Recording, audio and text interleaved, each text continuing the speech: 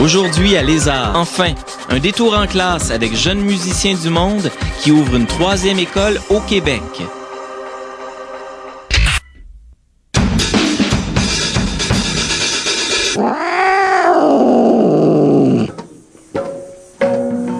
Jeunes musiciens du monde, c'est 4 écoles de musique entièrement gratuites pour les jeunes. Des artistes tels Yann Perrault vont même jusqu'en Inde pour y participer. Outre l'Inde, il y a des écoles à Québec, Montréal et tout récemment en Abitibi. J'ai décidé d'aller à la rencontre des fondateurs et de leurs jeunes musiciens du monde. On est arrivé au Patro Laval, ils ont été accueillis comme si on était chez nous. Ils ont offert des locaux gratuitement. Puis il y avait déjà une clientèle. Il y avait déjà 300 jeunes ici qui sont là, qui font des activités surtout sportives. Il n'y avait aucune activité culturelle. Fait qu'on a rempli un besoin qui était là. Entre l'Inde et le Québec, est-ce qu'il y a une différence entre les deux écoles? Ouais, c'est sûr que chacune de nos écoles sont dans des milieux différents, donc il faut adapter ça aux besoins, à la demande, puis Donc, en Inde, c'est sûr qu'on a là 140 jeunes qui sont avec nous 10 mois par année. C'est un pensionnat. On leur enseigne la musique 4 à 5 heures par jour, mais aussi, on doit s'occuper de leur éducation académique.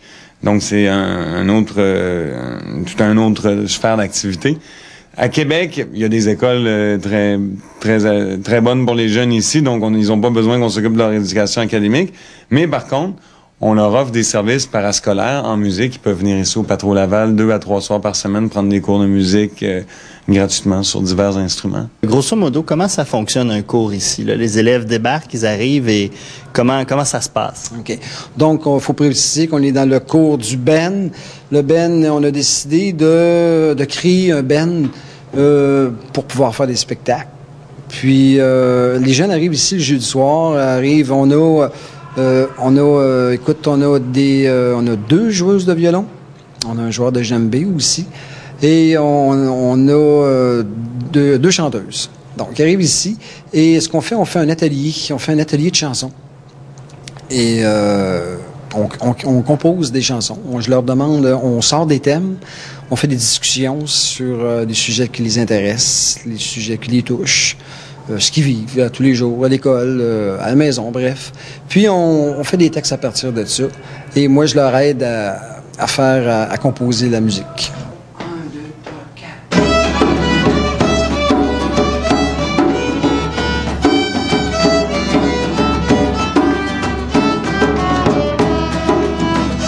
Combien d'élèves à la fois dans les classes? La fois ici, ça varie entre 6 et 8. Est-ce qu'ils sont assidus, les élèves qui viennent? Parce que c'est gratuit, donc on pourrait penser peut-être qu'ils prennent ça à la légère. Une bonne question. En tout cas, moi, pour ma part, ceux qui viennent le jeudi soir sont vraiment assidus. Ils s'identifient. C'est leur groupe, c'est leur band. Et puis, faut pas oublier aussi qu'on leur donne la chance de monter sur des scènes quand même assez intéressantes. Donc, ils s'associent, puis ils sont fiers, ils sont vraiment fiers.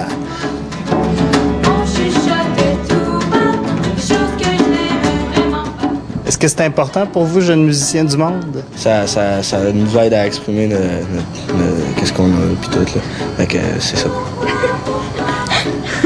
Ça nous apprend beaucoup aussi à nous développer personnellement, tant au plan à l'école ou avec les amis, ou même la musique. Ça développe le côté émotionnel.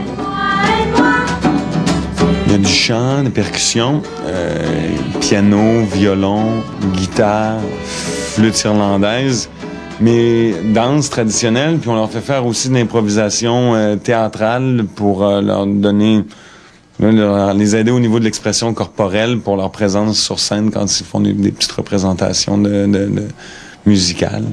Il y a des jeunes qui vont probablement aboutir comme musiciens professionnels. Éventuellement, s'ils ne deviennent pas musiciens professionnels, la musique sera toujours un atout dans la vie, un outil pour être une personne meilleure, mais où ça développe tellement d'autres qualités, la musique, mais c'est sûr que c'est peu difficile de gagner sa vie par la musique, mais la musique sera toujours une passion puis quelque chose qui va leur permettre de poursuivre leur chemin.